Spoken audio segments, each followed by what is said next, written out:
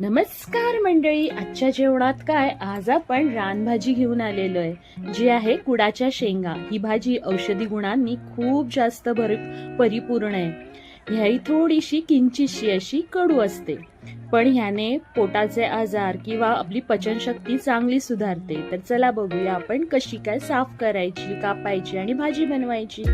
तर कोवळ्या शेंगांचीच याची भाजी बनवली जाते. तर त्या मोडून घ्यायच्या आधी, त्यानंतर बारीक चिरून घ्यायचे आहेत आणि मग आपण पुन्हा स्वच्छ धुवून घ्यायचे आहेत. त्यानंतर एका पातेल्यात गरम पाणी घ्यायचंय, त्यामध्ये लिंबू पिळायचंय आणि ही भाजी त्यामध्ये 20 ते 25 मिनिटं छान शिजून घ्यायची, म्हणजे त्यातला कडवटपणा आणि एक चिकट असा सफेद राव निघून जाईल. मग एका कढईमध्ये भरपूर सारा बारीक चिरलेला कांदा परतवून घ्यायचा आहे चॉकलेटी रंगावर. त्यानंतर त्यामध्ये आपण तेल घालणार आहोत.